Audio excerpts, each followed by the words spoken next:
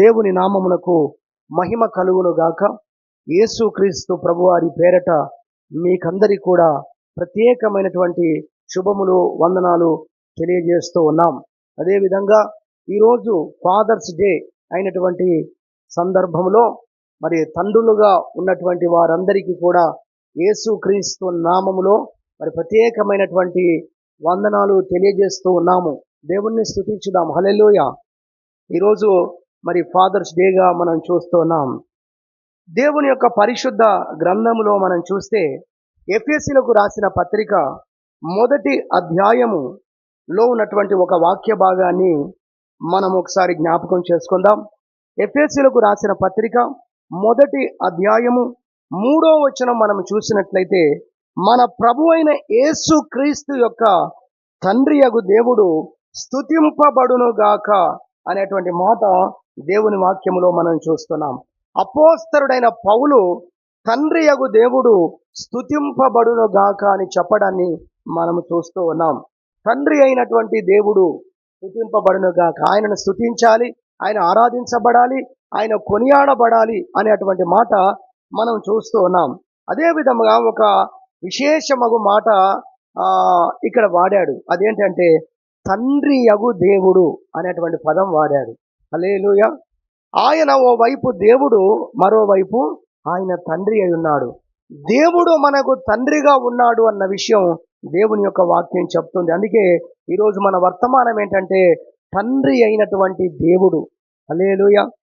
లేదా దేవుడే మన యొక్క తండ్రి అయినందుకు మనము దేవుణ్ణి స్తుతించాలి అనేటువంటి వర్తమానమును ఈరోజు మనం వినబోతున్నాం. దేవుడే మనకు తండ్రిగా ఉన్నందుకు నిజంగా మనము ఎంతగానో దేవుణ్ణి స్తుతించబద్దులమై ఉన్నాము, మనము ఆయనను గణపరచబద్దులమై ఉన్నాము అనే విషయాన్ని జ్ఞాపకం చేసుకుంటున్నాము.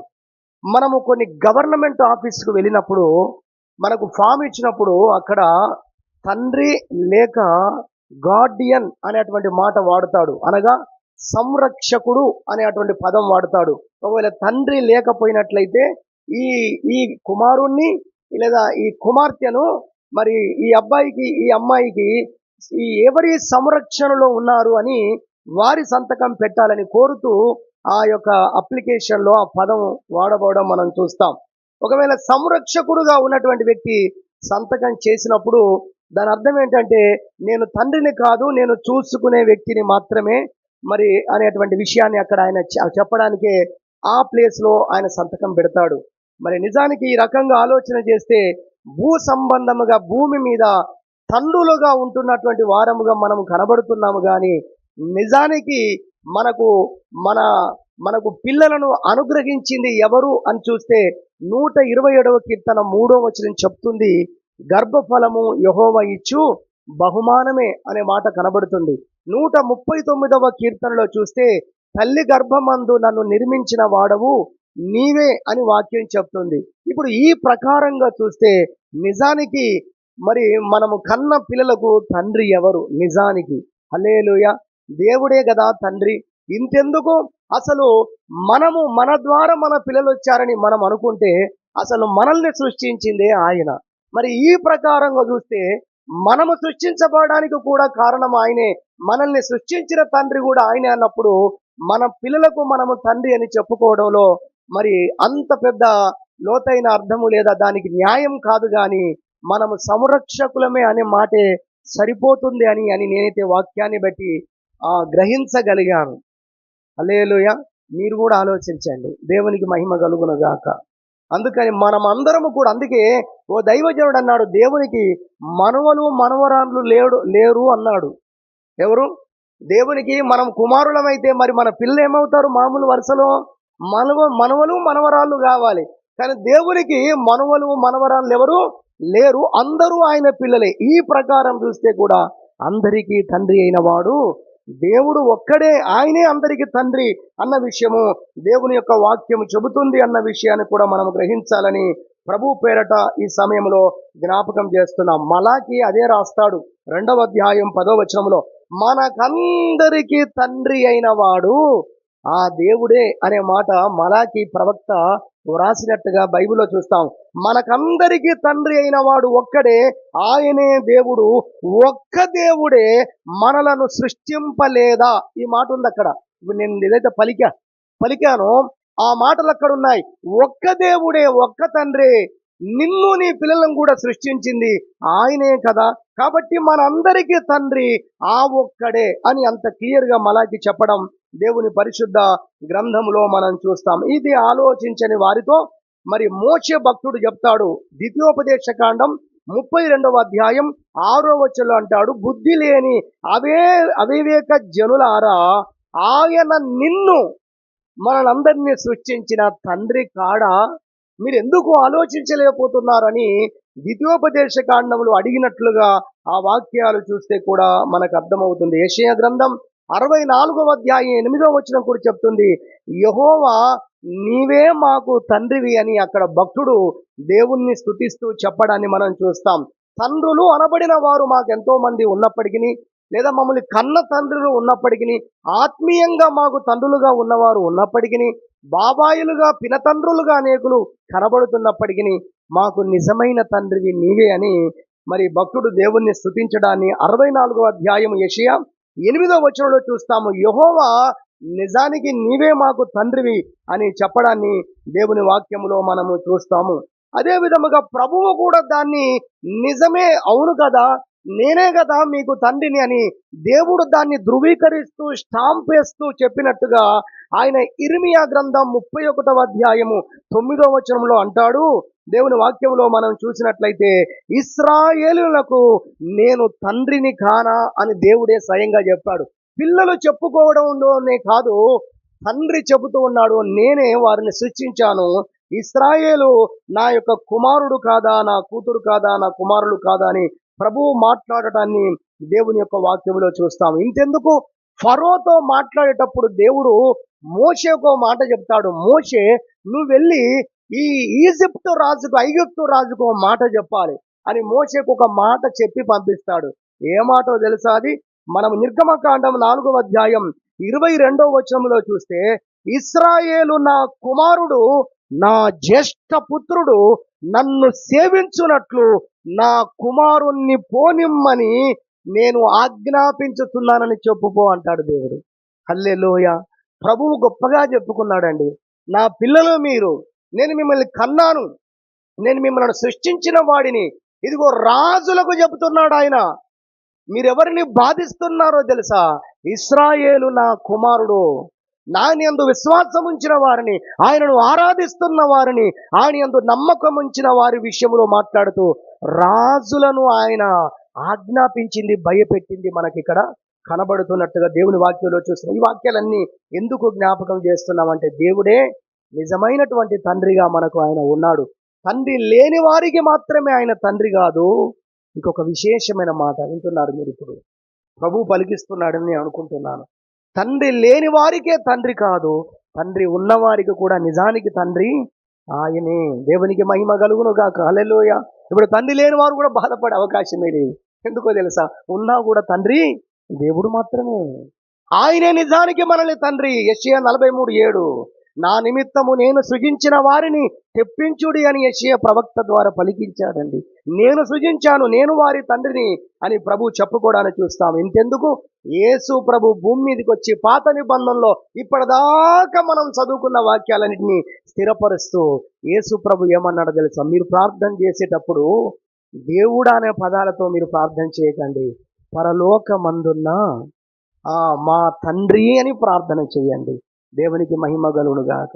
యేసు ప్రభు వచ్చి, దైవ కుమారుడు ఈ లోకంలోకి వచ్చి మరి ఆయన మీ తండ్రి అన్న విషయాన్ని ప్రభు చెప్పడం ద్వారా ఇంకెంత గొప్పగా స్థిరపరచబడింది కొత్త నిబంధనలో. ఈ మాట మనం ఇందాక చదువుకుంది కూడా, ఎఫెసీ పత్రిక 1:3 కూడా అపోస్తలుడైన పౌలు ద్వారా యేసు ప్రభు పలికించాడు, దేవుని ఆత్మ పలికించాడు, ఆయన తండ్రి యగు దేవుడు స్తుతింపబడును గాక. కాబట్టి దేవుడు మన తండ్రి అన్న విషయాన్ని మనం జ్ఞాపకం చేసుకొని మనం స్తుతించాలి.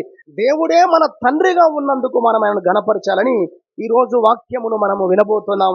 అది ప్రభు మనకు నేర్పిస్తున్నాడు. ఇందులో 3 విషయాలు నేను జ్ఞాపకం చేయడానికి ఇష్టపడుతూ ఉన్నాను.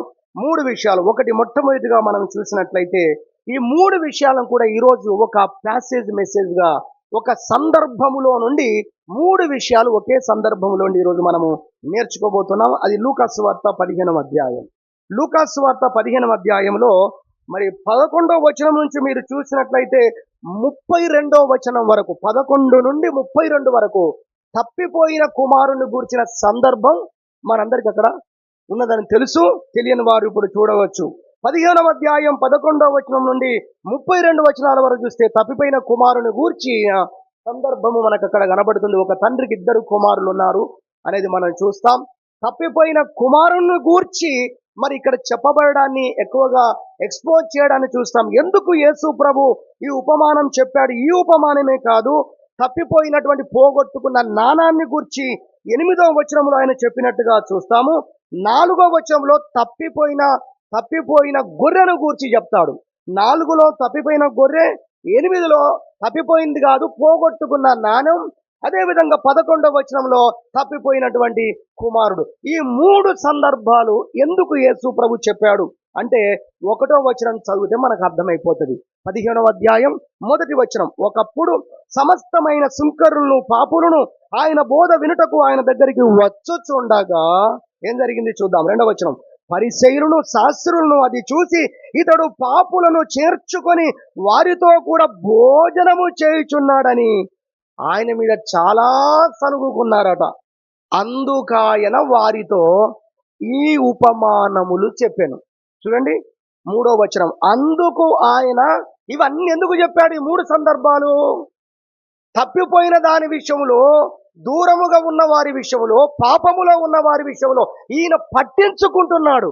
ఈయన వారి యొద్దకెళ్ళి భోజనం చేస్తున్నాడు అని శాస్త్రులు పరిసయ్యులు సనుక్కున్నందుకు దేవుని మనసు, తండ్రి మనస్సు ఎలా ఉంటుందో వారికి చెప్పడానికి, నేర్పించడానికి 3 సందర్భాలు చెప్పినట్టుగా మనం చూస్తాం. ఇది ఇక్కడ ఉన్నటువంటి సారాంశం, ఈ 15వ అధ్యాయం యొక్క ఉద్దేశం, ఈ ఇక్కడ ఉన్న వాక్యాల ఉద్దేశం. సరే, ఈ 11వ వచనం నుండి 32వ వచనం నుంచి మనం నేర్చుకునే 3 విషయాలు మాత్రమే మనం జ్ఞాపకం చేసుకోబోతున్నాం. 3 విషయాలు. అందులో మొట్టమొదటి విషయాన్ని మనం జ్ఞాపకం చేసుకుందాం. 15వ అధ్యాయము 12వ వచనం. తండ్రికి 2 కుమారులు ఉన్నారు కదా, 11 నుంచి చదువుదాం. మరియు ఆయన ఇట్లనను, ఒక మనుషునికి 2 కుమారులు ఉండిరి. వారిలో చిన్నవాడు తండ్రి, ఆస్తిలో నాకు వచ్చు భాగం ఇమ్మని తన తండ్రిని అడుగగా అతడు వారికి తన ఆస్తిని పంచిపెట్టాడు. చాలా విషయాలు ఉన్నాయనుకోండి, మనము అవసరమైన విషయాలే నేర్చుకుంటూ వెళ్తేనే మన సమయంలో ముగించుకుంటాం. వారిలో చిన్నవాడు అడిగాడు, పెద్దవాడు అడగలేదు. కానీ మీరు చూస్తే బైబిల్లో తండ్రి ఆస్తిలో నాకు వచ్చు భాగం ఇమ్మని తన తండ్రిని అడగగా అతడు వారికి అని లేదు బైబిల్లో, అతడు వారికి తన ఆస్తిని పంచి ఇచ్చాడు. అంటే ఇరువురికి కూడా ఆస్తి పంచి ఇచ్చాడని మనకు కనబడుతుంది. అయితే ఇక్కడ మనం నేర్చుకునే సందర్భం ఏంటంటే, విషయం ఏంటంటే, తండ్రి ఆస్తిలో నాకు వచ్చు భాగం ఇమ్మని తన తండ్రిని అడగగా అతడు వారికి తన ఆస్తిని పంచిపెట్టెను. అంటే అడగగానే ఏం చేశాడు తండ్రి? అడగగానే తండ్రి ఏం చేశాడు? నీకు అవసరమా అని అనలేదు, అది నాకు తెలియదా అని అనలేదు. చూడండి, అనలేడా తండ్రి? అనలేడా? తండ్రి అంతవరకు ఎందుకు ఆస్తిని ఇవ్వలేదు? కారణాలు ఉన్నాయి. ఇప్పుడు ఆ కారణాలన్నిటినీ కూడా తండ్రికి సబబుగా అనిపించిన కారణాలు, తండ్రికి ఇప్పుడు ఇది సమయము కాదు అనిపించిన కారణాలు ఏవైతే ఉన్నాయో వాటన్నిటినీ పక్కకు పెట్టి కుమారుడు అడిగిన దాన్ని తండ్రి ఇక్కడ చేశాడు. ఎంత లోతుని చూసారా ఇక్కడ? హల్లెలూయా. తండ్రి అప్పటిదాకా పంచి ఇవ్వకుండా ఉండడానికి బాధ్యత లేని తండ్రిగా ఉన్నాడా? కాదు. ఆయనకు తెలుసు ఏం చెయ్యాలో. బాధ్యతతో మెలుగుతున్నటువంటి తండ్రి ఎప్పుడు ఇవ్వాలో తెలుసు. ఆయనకు ఉన్నాయి విషయాలు, కారణాలు. కానీ ఇప్పుడు కుమారుడు నోరు తెరిచి అడిగాడు గనక తండ్రి ఏం చేశాడు? ఆస్తిని పంచి ఇచ్చాడు. అడిగిన వాడికి ఇచ్చాడు. ఇంకో మాట ఏంటి? అడగని వానికి కూడా ఇచ్చాడు. తండ్రి మనసు చూస్తున్నావు, ప్రశ్నించలేదు. ఏం చేస్తావు? నీకేం కొదువైంది? ఇప్పుడు ఏమి సమస్య వచ్చింది? ఇప్పుడు ఏమి తక్కువైందని ఈ రోజు వచ్చి నీవు నన్ను ఆస్తి పంచమని అడుగుతున్నావు? బట్టల విషయంలో కొదువైందా? ఇంకేదైనా ఏమి డిస్కషన్ చేయలేదండి తండ్రి. అడగగానే ఇచ్చాడు. నీ ఆస్తి, నువ్వు రావలసిన వాటా అన్నావు కదా, ఇదిగో నీ ఆస్తి, నువ్వు తీసుకోమని చేతిలో పెట్టాడు. దీని అర్థం ఏంటో తెలుసా? ఇందులో మనం నేర్చుకోవాల్సిన పాఠం ఏంటో తెలుసా? తండ్రి కుమారుడు అడిగినప్పుడు స్వాతంత్రాన్ని ఇచ్చాడు. హల్లెలూయా. నాకు రావలసిన ఆస్తి నాకివ్వు, దానితో నేను బట్టలే కొనుక్కుంటాను, ఏదైనా చేసుకుంటాను. నాకు రావలసింది, నాకు చెందిందైతే ఉంటది కదా, అది కొంచెమే కావచ్చు, గొప్పదే కావచ్చు, అది నాకు ఇవ్వు. దానితో నాకు ఇష్టం వచ్చినట్టుగా, నా సంతోషంగా, నాకు నచ్చినట్టుగా నేను సంతోషిస్తాను అనుకున్నప్పుడు, అతని యొక్క ప్రైవసీని అందామా, అతని యొక్క స్వాతంత్రాన్ని అందామా, లేదా అతని స్వాతంత్రాన్ని నేనేదో కాజేస్తున్నాను అని అనుకుంటున్నాడా? అలాంటి అభిప్రాయము నా కొడుకుకు ఉండకపోవును గాక అనుకున్నాడేమో. ఆ కన్న తండ్రి ఎన్ని కారణాలున్నా, ఎంత బాధ అనిపించినా, ఎన్ని విషయాలున్నా అడగగానే ఆస్తిని పంచిపెట్టడంలో ఉన్న ఉద్దేశం ఏంటంటే, కుమారునికి స్వాతంత్రానికి అడిగాడు కదా, అడిగింది అదే కదా, అసలు ఇండైరెక్ట్ గా అడిగింది అదే కదా, స్వాతంత్రం ఇయ్యమనే కదా అడిగింది. ఓకే, నువ్వు స్వతంత్రుడవే, నువ్వు స్వతంత్రతతో, నేను ఇచ్చినా నీవు స్వతంత్రుడుగా, నేను ఇవ్వకపోయినా నీవు స్వతంత్రుడుగా ఉండవలసిన వాడవే. నేను నిన్ను బలవంతము చేత నా కుమారుడిగా నడిపించుకోవడం నాకేమి ఇష్టము లేదు, నువ్వు నడవడము అంతకన్నా నాకు ఇష్టము లేదు. నీకు నీవుగా నా కుమారుడిగా నడవాల్సింది, నాకు నేనుగా కూడా తండ్రిగా స్థానంలో ఉండవలసి ఉంది అన్నట్టుగా ఏం చేశాడు, ఆస్తిని పంచి ఇచ్చాడు. కాబట్టి ఇక్కడ మొట్టమొదటి అంశం ఏంటంటే, అతన్ని స్వతంత్రుడిగా కావడానికి కోరుకున్న వ్యక్తికి స్వాతంత్రాన్ని తండ్రి అనుగ్రహించాడు అనే విషయాన్ని దేవుని వాక్యములో నుండి మనం చూడగలుగుతున్నాం. ఈ తండ్రి పరలోకపు తండ్రికి సాదృశ్యంగా ఉన్నాడు అన్న విషయాన్ని మనం జ్ఞాపకం చేసుకోవడానికి వాక్యంలో రాయబడింది. హల్లెలూయా. తప్పిపోయిన కుమారుని విషయంలో ఏ విధంగా దేవుడు స్పందిస్తాడో అది శాస్త్రులు పరిచయులు తెలుసుకోవడం కోసమే కదా. ఆయన చేసేది తప్పు కాదు అని యేసు ప్రభు దాన్ని ధృవీకరించడానికే కదా ఈ ఉపమానం చెప్పింది. అది దేవుని మనసు, నేను అదే చేస్తున్నాను, నేను తప్పు చేయట్లేదు, ఇది దేవుని మనసు, ఇది తండ్రి మనసు, ఆ దేవుని ఆత్మ నాలో ఉన్నాడు, ఆ దైవ ప్రత్యక్షత నేనే, లేదా మనుషునిగా వచ్చిన దేవుణ్ణి నేను, ఇది దైవత్వం అని వాళ్ళకు అర్థం చేయించడానికే కదా ఇది చెప్పింది. కాబట్టి ఇక్కడ తీసుకున్న పాత్ర అది పరలోకపు తండ్రిని సూచించడానికి తీసుకున్నది, అర్థం చేసుకున్న దానికని అనే విషయాన్ని మనం జ్ఞాపకం చేసుకోవాలి. కాబట్టి మన జీవితాల్లో కూడా దేవుడు ఇప్పుడు అప్పుడైనా, రక్షణ పొందక ముందైనా ఇప్పుడైనా మనల్ని దేవుడు బందీలుగా చేసి నడిపించాలని కోరుకొనటువంటి గొప్ప మహోన్నతమైన వ్యక్తిత్వము కలిగిన వాడండి మనం ఆరాధించుతున్నటువంటి తండ్రి అయిన దేవుడు. దేవునికి మహిమ కలుగును గాక. ఏమర్థమవుతుంది మనకు? ఆయన మనకు స్వాతంత్రం ఇచ్చినటువంటి తండ్రి. ఆయన మనల్ని బందీలుగా పట్టుకోవాలని కోరుకోలేదు ఏ రోజు కూడా. మనల్ని బలిమి చేత నడిపించాలని ఏ రోజు కోరుకోలేదు. మనల్ని బలవంతము చేత నడిపించాలని ఏ రోజు ఆయన కోరుకోలేదు. నీవు తండ్రి మాటను వినుట ద్వారా నీవు కుమారుడివిగా నిన్ను నీవే రుజువుపరచుకోవడానికి నీకు అవకాశం ఇచ్చాడు దేవుడు. నేను ఈ వాక్యాలు ధ్యానిస్తున్నప్పుడు నాకు అనిపించింది, సర్వశక్తి కలిగినటువంటి దేవుడు, సమస్తము చేయగలిగినటువంటి దేవుడు ఎందుకు కొన్నిసార్లు కష్టమవుతుంది? మానవులను మార్చడానికి, మనుషులను మార్చడానికి, కొన్నిసార్లు తన పిల్లలను కూడా మార్చడానికి, తన పిల్లలను కూడా సరైన మార్గంలో నడిపించడానికి ఎందుకు అనే విషయానికి వస్తే, నిజంగా అది ఒక గొప్ప వర్తమానం మనం వినాలి. అందులో ఒకటి మనం వింటాం ప్రార్థన కూడికలో. ఏంటి? తండ్రి, మనము ఆయనను అడుగుట పరలోక నియమం, ప్రార్థించుట పరలోక నియమం అని మనం వింటాం. అడుగుడి మీకు ఇవ్వబడును. అన్ని చేయగలిగిన దేవుడు ఎందుకు చేయట్లేదు? నీవు అడిగితే చేయడానికి దేవుడు సిద్ధంగా ఉన్నాడు, అది నియమం. ఆయన బలవంతముగా ఆయన చొచ్చుకొచ్చి నీ జీవితంలో చేయడానికి ఆయనకి ఇష్టం లేదు. పసిపిల్లలుగా ఉన్నప్పుడు చేస్తాడేమో, ఇంకా చెప్పాలంటే తెలియని వారికి చేస్తాడేమో. ఒక ఆయన దీని గురించి సందేశం ఇస్తూ ఆయన ఏం చెప్పాడో తెలుసా? రెండు జంతువులను చూపించాడు. ఒకటి ఏం చెప్పాడంటే, కోతి గురించి చెప్పాడు.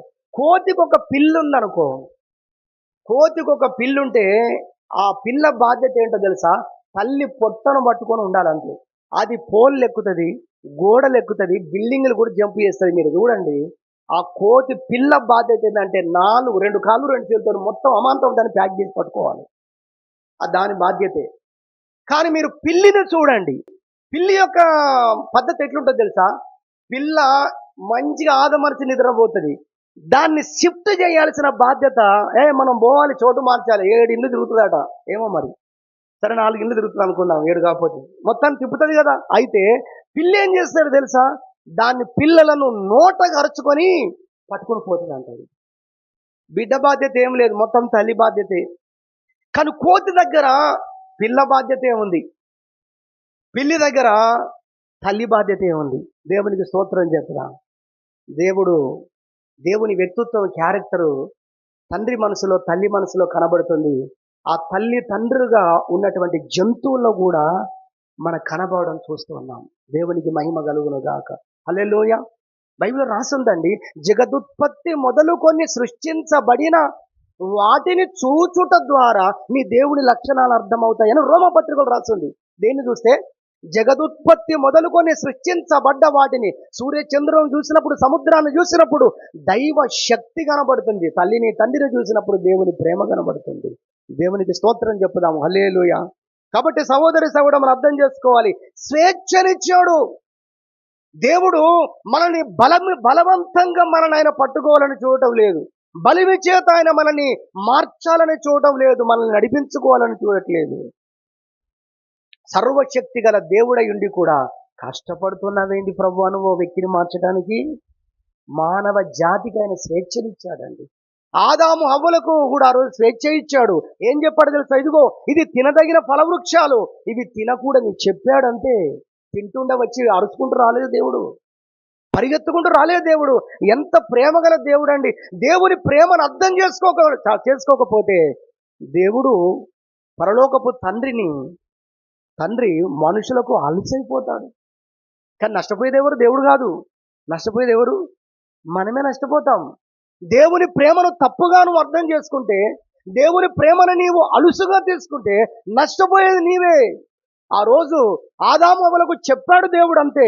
దేవుని పరిశుద్ధ గ్రంథంలో మనం చూస్తే కూడా ఆ తర్వాత కూడా దేవుడు ఏమన్నాడు తెలుసా? ద్వితీయోపదేశ కాండం 11:26 ఆయన ఏమన్నాడు తెలుసా? మీ ఎదుట దీవెనను శాపమును పెట్టుచున్నానన్నాడు. అంతే. నువ్వు నడవాల్సిందే అంతే, లేకపోతే చంపేస్తానందే దేవుడు. దీవెనను శాపమును నీ ఎదుట పెట్టుచున్నానన్నాడు. 11:26 అంటది. ద్వితీయోపదేశకాండం 30:15 చూస్తే జీవమును మేలును మరణమును కీడును నీదుట ఉంచి ఉన్నానన్నాడు. ఎక్కడ? ద్వితీయోపదేశకాండం 30:15 చెప్తాడు దేవుడు. ఇదిగో ఇది మంచి చెడు తెలివినిచ్చే వృక్షఫలము, దీన్ని నువ్వు తినొద్దు.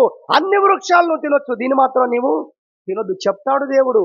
స్వతంత్రత నీదే, చేసేది నీదే, బాధ్యత ఏది చేయాలో నిర్ణయించుకునేది నీ చేతిలో పెట్టిన నీ తండ్రి నీకు ఎలా అగుపడుతున్నాడు, ఎలా అర్థం చేసుకున్నావు నీవు? ఎంత దేవుణ్ణి స్తుతించాలండి మనం. శక్తి లేదా ఆయనకు, బలము లేదా ఆయనకు. ఆయన ఇచ్చిన జీవమే కదా మనలో పారుతున్నది, పొందుతున్నది, తీసుకుంటున్నది. జీవం ఇచ్చిన తండ్రి బ్రతికించిన తండ్రి ప్రతిరోజు బ్రతుకు అని నీ దగ్గరికి వచ్చి పలుకుతున్న నీ తండ్రి ఒక్కరోజు నీ దగ్గరికి రాకపోతే, నా దగ్గర రాకపోతే నాకు బ్రతికే లేదు. అలాంటి తండ్రి, అంత సర్వశక్తి గల దేవుడు తండ్రి, ఆయన సర్వశక్తిమంతుడు ఏం చేయక ఎందుకుంటున్నాడు? అవకాశం నీ చేతుల్లో పెట్టాడు ఆయన. హల్లెలూయా. ఫిలిప్పీయులకు రాసిన పత్రికలో మనం నేర్చుకుంటాం మనం విశ్వాసాన్ని గురించి నేర్చుకున్నప్పుడు. సమస్తమును లోపరుచుకొన జాలిన శక్తి కలిగిన దేవుడే ఆయన. కానీ నీలో కార్యసాధక మగు తన శక్తి చొప్పుననే మనం అడిగిన దానికంటే, మనం ఊహించిన దానికంటే ఎక్కువ చేస్తాడు. ఈ వాక్యం అందరికీ తెలుసు. ఏ వాక్యం? అడిగిన దానికంటే ఎక్కువ ఇస్తాడు, ఊహించిన దానికంటే ఎక్కువ ఇస్తాడు, అందరికీ తెలుసు. కానీ దానికి ముందున్న వాక్యమే తెలియదు. ఏంటది? నీవు ఎంతవరకు అవకాశం ఇస్తావో నీలో కార్య సాధక మగు తన శక్తి చొప్పుననే చేస్తాడు ఏదైనా. అంటే నువ్వు ఎంతవరకు అవకాశం ఇస్తావో, నువ్వెంతవరకు చెయ్యనిస్తావో అంతవరకే. పెద్ద ట్యాంక్ ఉంది గాంధీనగర్లో, నువ్వు పెట్టుకున్న పైపు చిన్నగా ఉంటే ఎన్ని వస్తాయి నీళ్లు? అంతే వస్తాయి. నువ్వు పెద్ద పైపు పెట్టుకుంటే మామూలుగా ఉండదు. కొంతమంది బోర్ వేసుకున్నప్పుడు పైపు దాన్ని ఫిట్ చేస్తుంటారు. 1/2 ఇంచ్ పైప్ అని, 1 ఇంచ్ అని. మోటార్స్ కూడా అలానే ఉంటాయి, పైప్స్ కూడా అలానే ఉంటాయి. మీరు వ్యవసాయ బావుల దగ్గరికి వెళ్ళండి, 4 ఇంచెస్ పైప్ ఉంటుంది వాటర్ పోసేది. మన ఇంట్లో మన ట్యాప్లకు 1/2 ఇంచ్ పైపు, మనం ట్యాప్ ఓపెన్ చేస్తాం చూసారా, అది 1/2 ఇంచ్ అది. వ్యవసాయ బావి దగ్గరికి వెళ్ళండి, 4 ఇంచెస్. అందుకే అంత పెద్దగా లావుగా మోస్తుంది. పిల్లలు కొట్టుకుపోతారేమో అనిపిస్తుంది. నీవు దేవునికి ఎంత అవకాశం ఇస్తున్నావో ఆ మేరగా పనిచేస్తాడు. అందుకే ఒక మంచి సబ్జెక్ట్ ఉంది. అందుకే కొంతమంది జీవితాల్లో దేవుడు మహాబలవంతుడుగా కనబడతాడు, కొంతమంది జీవితాల్లో ఏమి చేయలేని వాడిగా కనబడతాడు. అదేంటి? వాళ్ళు నమ్ముకుంది ఆ దేవుణ్ణి, వీళ్ళు నమ్ముకుంది ఆ దేవుని. వాళ్ళ కుటుంబంలో చూస్తే దేవుడు సర్వశక్తిమంతుడు కనబడతాడు, వీళ్ళ కుటుంబంలో చూస్తే దేవుడు బలహీనుడు కనబడుతున్నాడు. ఏంటి? పోయి మంచి చూస్తే ఆ దేవుడు ఇద్దరి ఇళ్లలో ఉన్నవాడు. మరి అక్కడ అంత బలంగా పనిచేస్తున్నావు, ఇక్కడ ఇలా పనిచేస్తున్నావు ఏంటి ప్రభు అంటే, అక్కడ అంత అవకాశం ఇచ్చారు, ఇక్కడ నాకు ఇంత అవకాశము ఇవ్వలేదు అని చెబుతున్నా. కాబట్టి మనం తెలుసుకోవాలి, మొదటి అంశంగా ఏం నేర్చుకుంటున్నాం అంటే, మనకు దేవుడు స్వాతంత్రాన్ని ఇచ్చాడు. దేవునికి మహిమ కలుగును గాక. స్తోత్రం చెప్పుదాం అందరం. హల్లెలూయా, హల్లెలూయా. స్వాతంత్రం ఇచ్చిన దేవుణ్ణి నువ్వు ఎలా అర్థం చేసుకున్నావు? ఎంత స్తుతించాలి దేవుడు. ఏ రోజు నిన్ను బలవంతం. అందుకే ప్రకటన 3:19 ఏమన్నాడు తెలుసా? ఇదిగో తలుపు నొద్ద నిలుచుండి నేను తట్టుచున్నాను. రావచ్చుగా దేవుడు? తలుపు నొద్ద నిలుచుండి నేను తట్టుచున్నాను. ఎవడైనా నా స్వరం విని తలుపు తీస్తే లోపలికి వస్తానన్నాడు, కానీ నేను తలుపు బద్దలు కొట్టుకొని వస్తానని లేదండి ఆయన. ఎంత ప్రేమ కలిగిన దేవుడు అండి ఆయన, ఎంత ప్రేమ గల దేవుడు. చెయ్యలేడని కాదండి, బలవంతం చేయలేడని కాదు, శక్తి చూపించలేడని కాదు, ఆయన ఇష్టం వచ్చినట్టుగా చేయలేడని కాదు, జరిగించలేడని కాదు, కోపాన్ని ఉగ్రతను చూపించలేడని కాదు, కానీ నిన్ను మార్చడానికి ఆయన 99% ప్రేమనే చూపుతాడు. హల్లెలూయా. 1%. అందుకే బైబిల్ చెప్పింది కీర్తన గ్రంథంలో, ఆయన కోపము నిమిషమాత్రం ఉండును, కానీ ఆయన ప్రేమ, ఆయన దయ ఆయుష్కాలం అంతా ఉండును. నా జీవితంలో అయితే అదే చూశాను నేను. అందుకే అదే ప్రకటించడానికి ఇష్టపడతాను. నేనేం చూశాను అదే చెప్తాను. హల్లెలూయా. నేను అదే చూశాను. దేవుడు నన్ను మార్చింది ఆ ప్రేమే, ప్రపంచాన్ని మారుస్తుంది అందరూ కూడా చెప్పే సాక్ష్యాలు ఆ ప్రేమే. హల్లెలూయా. 1% ఉంటుంది దేవుడు కోపంతో ఏదైనా చేస్తే, ఎవరైనా మారిండు అన్న వాళ్ళు 1%. ఒకవేళ వాళ్ళు కోపంతో భయముతో మారినా, రేపు వాళ్ళు ఇచ్చే సాక్ష్యం ఏంటో తెలుసా? మళ్ళీ నా జీవితంలో నేను ఇలాంటి వ్యక్తిగా కావడానికి గల కారణం ప్రభు యొక్క ప్రేమ. ఇంతెందుకు, ఆ కోపం వెనుక కూడా దేవుని ప్రేమ ఉంది, ఆ శిక్ష వెనుక కూడా దేవుని ప్రేమ ఉందని అదే అపోస్తలుడైన పౌలు చెప్పాడు హెబ్రీ పత్రిక 12వ అధ్యాయంలో. తండ్రి తనను ప్రేమించు కుమారుణ్ణి ఆయన గద్దించును, శిక్షించును. హల్లెలూయా. ప్రేమ ఉంది కాబట్టే కోపించాడని కూడా ఆ మాటను అది సంపూర్ణం చేశాడు. కాబట్టి తలుపు వద్ద నిలుచుండి తట్టుచున్నాను అనే మాటను కూడా మీరు అర్థం చేసుకోండి. ఆయన జీవ మార్గమును మరణ మార్గమును మీద పెట్టి ఉన్నానని ఇర్మియా గ్రంథం 21వ అధ్యాయం 8వ వచనంలో, ద్వితీయోపదేశకాండం 11వ అధ్యాయం 26వ వచనంలో, ద్వితీయోపదేశకాండం 30వ అధ్యాయం 15వ వచనంలో 3-4 వాక్యాల్లో మనకు అర్థమయ్యేది ఏంటంటే, ఆయన మనకు స్వాతంత్రాన్ని ఇచ్చినటువంటి దేవుడు. స్వచ్ఛందంగా నువ్వు దేవుణ్ణి ఆరాధించాలి, స్వేచ్ఛపూర్వకంగా నువ్వు దేవుణ్ణి ఆరాధించాలి.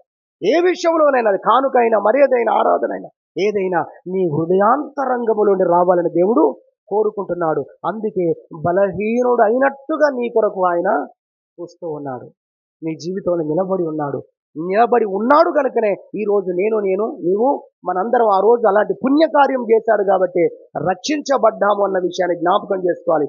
ఇప్పుడు కూడా మనం ఈ విషయాన్ని అర్థం చేసుకొని, ప్రభువు మనకిచ్చినటువంటి స్వేచ్ఛలో, స్వతంత్రములో, ఈ స్వాతంత్రాన్ని, ఈ స్వేచ్ఛను మనము దుర్వినియోగం చేయొద్దని గలతీ పత్రిక 6వ అధ్యాయం 3వ వచనంలో చెప్పాడు. ప్రభువు మనకి స్వాతంత్రం ఇచ్చాడు, అయితే ఈ స్వాతంత్రం పట్టుకొని వెళ్ళి మీరు నశించుకోవద్దు అని కూడా బైబిల్ రాసింది. ఆ రోజు తప్పిపోయిన కుమారుడు చేసిన పని అది. ఆ స్వాతంత్రంతో ఏమయ్యాడు? బాగయ్యాడా?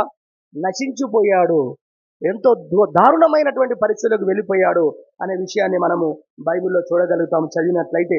అందుకే అపోస్తలుడైన పౌలు కూడా చెప్తాడు కొరింథీ పత్రికలో, మరి అన్ని చేయడానికి మనకు స్వాతంత్రం ఇవ్వబడిందని, అన్ని చేయడానికి వీలు లేదు, అన్ని క్షేమాభివృద్ధి కలుగజేయవు అని కూడా కొరింథీ సంఘానికి రాసింది దేవుని వాక్యంలో చూస్తాం. సరే, కాబట్టి మొట్టమొదటిగా ఆయన మనకు స్వాతంత్రం అనుగ్రహించిన తండ్రిగా ఉన్నాడు. అంతేగాని మనల్ని కొట్టలేక, తిట్టలేక, శిక్షించలేక, ఉగ్రత చూపించలేని దేవుడు కాదు, బలహీనుడు కాదు అన్న విషయాన్ని అర్థం చేసుకొని, ప్రేమను అర్థం చేసుకొని ఆయన స్తుతించాలి, ఆయన ఘనపరచాలి, ఆయనకు తగినట్టుగా మనం నడుచుకునే వారంగా ఉండాలనేదే ఈ మొదటి అంశం మనకు బయలుపరుస్తుంది. ఇది మొదటి అంశం. రెండవదిగా మనం చూసినట్లయితే లూకాసు వార్త 15వ అధ్యాయం మనం చూసినట్లయితే, లూకాసు వార్త 15వ అధ్యాయము మనము త్వరగా చూద్దాం. 15వ అధ్యాయము 13వ వచనము మనం చూసినట్టు ఇక్కడ రాయబడి ఉంది.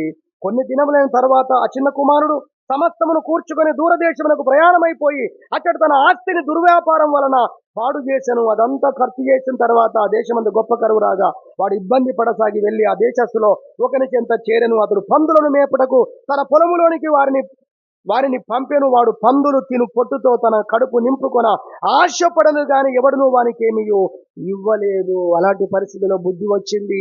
తండ్రి గురించి ఆలోచించాడు. తండ్రి ఇంటిని గురించి ఆలోచించాడు. ఇంటికి వెళ్దామనుకున్నాడు. ఇంటికి వెళ్ళిన తర్వాత ఏ ముఖం పెట్టుకొని వెళ్ళను, ఏమని తండ్రితో మాట్లాడను, ఎంత ద్రోహం చేశాను, ఆయన ఇచ్చిన స్వేచ్ఛను ఎంత దుర్వినియోగపరుచుకున్నాను, అసలు నేను ఎందుకు అడిగాను, అసలు అన్ని గుర్తుకొచ్చాయి. బాగా ఏడ్చాడు, కన్నీళ్లు పెట్టుకున్నాడు. ఇప్పుడు తండ్రి దగ్గరికి వెళ్ళి పశ్చాత్తాపడానికి ఇష్టపడుతున్నాడు. ఏమని? నిన్ను అడగడం నేను తప్పు, నీకు అన్నీ తెలుసు, నువ్వు బాధ్యత గల తండ్రివి, నేను నిన్ను అడగడం తప్పు, నేను స్వేచ్ఛను కోరుకున్నాను, స్వతంత్రతను కోరుకున్నాను, ఇదిగో నేను చేసింది ఏంటంటే ఇంత దారుణమైన పరిస్థితులకు వెళ్ళిపోయాను, కుమారునిగా ఉండటం ఇప్పుడు నేను యోగ్యుని కాదని తండ్రికి చెప్పాలి, పశ్చాత్తాపడాలి అని మనసులో అనుకొని వెళ్ళాడండి. వెళ్ళినట్టయితే దేవుని వాక్యంలో మనం చూసినట్టు 20వ వచనం చూద్దాం. వాడింకా దూరముగా ఉన్నప్పుడు తండ్రి వాణ్ణి చూచి కనికరపడి పరిగెత్తి వాని మెడ మీద పడి ముద్దు పెట్టుకొనెను. రెండవ అంశం ఏంటంటే ఇక్కడ ఈ వాక్యంలో 15-20 నుంచి నేర్చుకోవలసిన రెండవ అంశం ఏంటంటే వాడు దూరముగా ఉన్నప్పుడే తండ్రి చూసి తండ్రే పరిగెత్తుకొని పోయాడంట. హల్లెలూయా. ఎవరు పరిగెత్తుకొని పోయారు చెప్పండి? కుమారుడు పరిగెత్తుకొని రాలి. అంత ధైర్యం లేదు, కుమారత్వం లేదు, తప్పు చేశాడు కాబట్టి ఎలా కడకడలే తిరుగుతూ ఉంటాడు. ఇప్పుడు ఎవరు పరిగెత్తుకొని పోవాలి? తండ్రే పరిగెత్తుకొని వెళ్ళాడు. అఫ్కోర్స్ కుమారుడు వచ్చేంత వరకు తండ్రి ఇంటిలో ఉన్నాడు, అది కూడా పాయింట్, మనమేం దాన్ని విడిచిపెట్టొద్దు. కానీ వాడు వచ్చినప్పుడు దేవుడు అంతే, నీవు దేవుని చిత్తము చేయనప్పుడు దేవుడు ఎలా ఉండాలో అలా ఉంటాడు. కానీ నీవు దేవునికి లోబడాలని అనుకున్నప్పుడు నువ్వు ఒక్క అడుగు వేస్తే 1000 అడుగులు వేస్తాడు. అది హల్లెలూయా. అదే నేర్చుకుంటున్నాం. రెండవ అంశం ఏంటంటే దూరమైనప్పుడు ఆయన ఎదురు చూసిన తండ్రిగా ఉన్నాడు. నువ్వు ఆయనకు లోబడిన దినాలలో, నువ్వు రక్షణ పొందక ముందు, నువ్వు దేవునికి దూరంగా ఉన్నప్పుడు, అవిధేయత చూపిస్తున్న సమయాలలో తండ్రి ఎక్కడున్నాడు? తండ్రి వెతుక్కుంటూ రాలేదు, కానీ గుర్తుపెట్టుకోవాలి, ఎదురు చూస్తూ మాత్రం ఉన్నాడు. ఒక దైవజనుడు గోదావరికి వచ్చినప్పుడు ఈ వాక్యాన్ని చెబుతూ ఒక అద్భుతమైన మాట అన్నాడు. ఎప్పుడు అందుకే గుర్తు చేస్తాను సందర్భం వచ్చినప్పుడల్లా. అదేంటంటే ఆ కుమారుడు బక్క చిక్కిపోయి, వెంట్రుకలు పెరిగి, గడ్డం పెరిగి, ఎముకలన్నీ తేలి బక్క చిక్కిన ఒక అస్థిపంజరం లాగా నడుచుకుంటూ రావచ్చు ఆ రోజు. కానీ నేను తండ్రి మనస్సును ఎరిగిన వాడిగా చెప్తున్నాను, ఆ తండ్రి కూడా చిక్కిపోయి ఉంటాడు అన్నాడు ఆయన ఆ రోజు. హల్లెలూయా. నిజమే కదా, నిజమే కదా. కుమారుడు ఇంట్లో నుండి వెళ్ళిపోయినప్పుడు, కుమారుడు దూరం అయిపోయినప్పుడు, మరి మానవ జాతి తండ్రికి దూరం అయిపోయినప్పుడు ఆయన చిక్కిపోలేదండి, ఆయన చనిపోవడానికి కూడా ఇష్టపడ్డాడు. హల్లెలూయా. అది పెద్ద విషయం కాదు చిక్కిపోవడం. ఆయన చనిపోవడానికే ఇష్టపడ్డాడు, తెగించాడు దేవుడు. ఆయన వెనుకడుగు వేయలేదు, ప్రాణము పెట్టడానికి దేవుడు వెనుకడుగు వేయలేదని రాస్తుంది రోమపత్రిక 8:32. తన సొంత కుమారుణ్ణి అనుగ్రహించుటకు ఆయన వెనక తీయని ఆయన అంటాడు. ఆయన మహిమ స్వరూపుడకు దేవుడు మట్టి రూపము ధరించుకోవడానికి కూడా ఆయన వెనుకడుగు వేయలేదండి. ప్రాణాలే మన కొరకు, మానవ జాతి కోసం ఆయన ప్రాణాలే ఇచ్చాడు. గుర్తించామా? మన జీవితాంతం స్థుతించవలసిన అంశం రక్షణ అంశం. ఇది రక్షణలో కూర్చిన విషయం. ఇదిగో మన రక్షణ కూర్చిన విషయం ఇది. నువ్వు దూరం ఉన్నప్పుడు నీ కొరకు ఎదురు చూసిన తండ్రి. కొన్ని వాక్యాలు చెప్తాను, సమయం లేదు కాబట్టి. సామెతల గ్రంథం 27వ అధ్యాయం 8వ వచనం, తన ఇల్లు విడిచి తిరుగువాడు గూడు విడిచి తిరుగు పక్షితో సమానుడు. సామెతలు 27:8 రాసింది. మానవ జాతి దేవుణ్ణి విడిచిపెట్టి వెళ్ళిపోయిందా? ఆ పరిస్థితి ఎలా ఉందో సామెతల్లో ప్రసంగి రాస్తూ అంటున్నాడు, గూడు విడిచి తిరుగు పక్షితో సమానుడు. ఏనాటికైనా గూడు చేరాల్సిందే, గూటికి రావాల్సిందే. ఏ గూటి పక్షులు ఆ గూటికి వస్తాయంట, గూటికి రావాల్సిందే మొత్తానికి. నీ గూడు ఏదైనా, పిచ్చుక కట్టుకునే గూడు వేరు, కాకి కట్టుకునే గూడు వేరు, ఏంటండి కుందేలు కట్టుకునే గూడు వేరు, లేదా అవి నివసించే ఆ గుహ వేరు కావచ్చు. కానీ ఏ గూటి పక్షి ఆ గూటికి రావలసి ఉంది. తప్పిపోయిన కుమారుడు ఆ గూటికే వస్తున్నాడు. మానవ జాతి ఆ గూటికే రావాల్సి ఉంది. ఇది కూడా గొప్ప రక్షణ సందేశం సువార్త సభలో చెప్పాలని నాకు దీని మీద మంచి సబ్జెక్టు దేవుడు ఆలోచన ఇచ్చాడు. దేవునికి మహిమ కలుగును గాక. హల్లెలూయా. దేవుని సన్నిధిలో నుండి వెళ్ళిపోయిన యోన ఏడుకొచ్చాడు తిరిగి మళ్ళీ. ఆయన దగ్గరికే రావాల్సింది, ఆయనే గతి, ఆయనే దిక్కు అనే విషయాన్ని దేవుని యొక్క వాక్యం ద్వారా మనం చూడవచ్చు. ఆయన అంటాడు, నేను యెహోవా సన్నిధిలో నుండి పారిపోతున్నానని చెప్తాడు ఓడలోని వాళ్ళకి. ఇంట్లో నుండి వచ్చాను నేను, దేవుని సన్నిధిలో నుండి పారిపోయి వచ్చానని చెప్పాడండి ఆ రోజున. దేవుడు మాత్రము మనము దూరమైపోయిన పరిస్థితులలో, మానవ జాతి దూరముగా ఉన్న పరిస్థితులలో నీ కోసం నా కోసం ఆయన ఎదురు చూసిన తండ్రిగా ఉన్నాడు. హల్లెలూయా. ఇప్పటికి కూడా ఏ విషయంలోనైనా నువ్వు అవిధేయత చూపే వ్యక్తిగా ఉంటే, నువ్వు మారాలని, మార్పు చెందాలని ఆయన దీర్ఘశాంతము గలవాడై నీ కొరకు ఆయన ఎదురు చూచుచున్న తండ్రిగా ఉన్నాడు అని దేవుని యొక్క వాక్యాలు చెబుతున్నాయి. రోమపత్రిక 10వ అధ్యాయము మీరు చూడగలిగితే 20 నుంచి మీరు చదవగలిగితే, లోబడనొల్లని వారి వైపు దినమంతా నా చేతులు చాపి ఉన్నాను. చూసారా, లోబడనొల్లని వారి వైపు అట ఏం చేస్తున్నాడట, ఆయన దినమంతా కూడా చేతులు చాపి ఉంచాడు. అదండి ఎదురు చూచిన తండ్రి. ఎదురు చూచినటువంటి తండ్రి అనేది రెండవ అంశము ద్వారా మీకు జ్ఞాపకం చేయడానికి నేను ఈ సమయంలో ఇష్టపడుతున్నాను. నువ్వు తప్పు చేసిన పరిస్థితుల్లో కూడా నువ్వు మారాలని, నువ్వు నశించుకోవద్దని నీ కొరకు ఎదురు చూసిన తండ్రి. పోయిన సంవత్సరములో 2 సంవత్సరాలు ఈ ఫాదర్స్ డే రోజు 2 వర్తమానాలు ఇచ్చాం. ఇది 3వ వర్తమానం. ఆ 2 వర్తమానాలు నేను విన్నాను. 2 సంవత్సరాల వర్తమానాలు మళ్ళీ విన్నాను. వీనికి నిలబడ్డాను మళ్ళీ 3వ వర్తమానం దేవుడిచ్చింది పట్టుకొని. అందులో మనం నేర్చుకున్నాం, ఒక కొడుకు ఒక తండ్రికి వ్యతిరేకమై తండ్రినే చంపాలని గొప్ప సైన్యముతో రాజ్యాన్ని చీల్చి సైన్యాధిపతులను వెంటబెట్టుకొని వేల సైన్యమును వెంటబెట్టుకొని తిరుగుతూ ఉన్నటువంటి పరిస్థితులలో ఆ రాజ్యం మీద దాడి చేయాలని, ఆ తండ్రిని కూడా చంపాలనేటువంటి ఉద్దేశంతో తిరుగుతున్న పరిస్థితులలో ఈ తండ్రి యొక్క అనుచరులు ఎవరైతే ఉన్నారో ఆ కొడుకు మీదకే యుద్ధానికి వెళ్తున్నారు. లేకపోతే మేము చచ్చిపోతాం, వాడిని చంపకపోతే మనం చచ్చిపోతాం మరి అని వెళుతూ ఉన్నారు.